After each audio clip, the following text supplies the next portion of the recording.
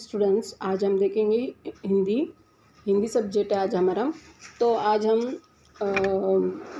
आज क्या देखेंगे, उपयोजित लेखन यानी कहानी लेखन। तो आपको कहानी लेखन कैसा लिखना है तो मैं आज बताने वाली हूँ।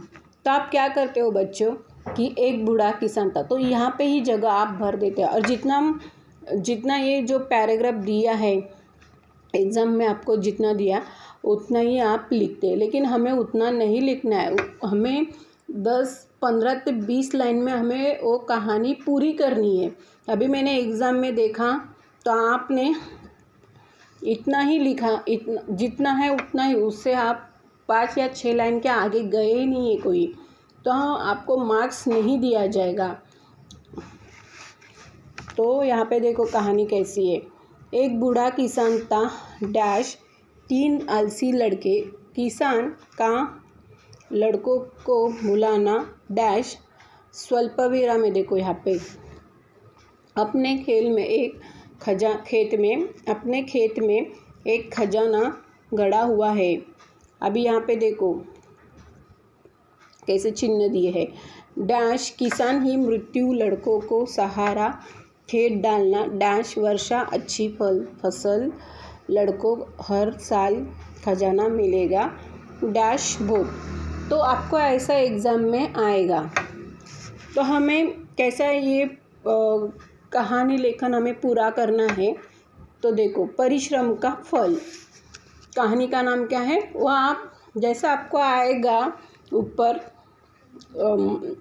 तो वैसा ही आपको उस कहानी का नाम भी देना है। तो परिश्रम का फल देखो मैंने कैसा लिखा है। एक गांव था, उसमें हरि नामक एक बूढ़ा किसान रहता था। उसके 3 लड़के थे। वे बड़े आलसी थे और कुछ भी काम नहीं करते थे। देखा कैसी जैसी पहला पैराग्राफ दिया है वैसे ही पैराग्राफ में मैंने उसमें कैसा बढ़ाया है।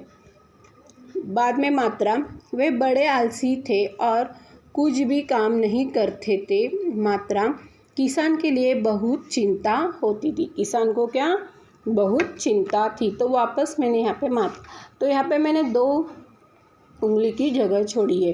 तो ये हो गया मेरा पहला पैराग्राफ। अभी आपको दूसरा पैराग्राफ कैसा लिखना है वो भी देखो। मैंने पहला ही पैराग्राफ कितना लाइन में हो गया, 1 2 3 लाइन में मेरा पहला पैराग्राफ हो गया। बाद में मैंने यहाँ पे वापस 2 उंगली की जगह छोड़ी है। तो एक बार किसान बहुत बीमार पड़ा। मात्रा, उसने तीनों को अपने पास बुलाया। मात्रा, उसमें उनसे कहा। अभी यहाँ पे देखो मात्रा देनी मतलब स्वल्पविराम देना है। हमारे खेत में बड़ा खजाना गड़ा हुआ है। मात्रा, मेरी मौत के बाद तुम खेत खोदकर उसे निकाल लेना स्वल्पविराम। थोड़े ही दिनों में किसान की मृत्यु हो गई। देखो कैसा मैंने, तो ये हो गया मेरा दूसरा पैराग्राफ। तो 1 2 3 4 5 लाइन में मेरा दूसरा पैराग्राफ हो गया। अभी तीसरा पैराग्राफ देखो, वापस मैंने यहाँ पे 2 उंगली की जगह छोड़ी है। तीनों लड़कों ने लालच में आकर सारा खेत खोद डाला। मात्रा, लेकिन उसमें से कुछ भी न मिला। कुछ दिनों में खूब वर्षा हुई यानी बारिश हुई। तीनों लड़कों ने खेत में बुआई की, उसमें वर्ष के खूब अच्छी फसल हुई। अब तीनों लड़के प्रतिवर्ष एक साथ मिलकर खेती करने लगे। मात्रा, हर साल उन्हें फसल के रूप में खजाना मिलता रहा। मात्रा, देखो ये मेरी कहानी पूरी हो गई। तो कितनी अभी लाइन की है देखो तीसरा पैराग्राफ में, 1 2 3 4 5 6। तो पहले मेरा कितना था 3, बाद में 4, अभी ये 6। देखो कितना हो गया।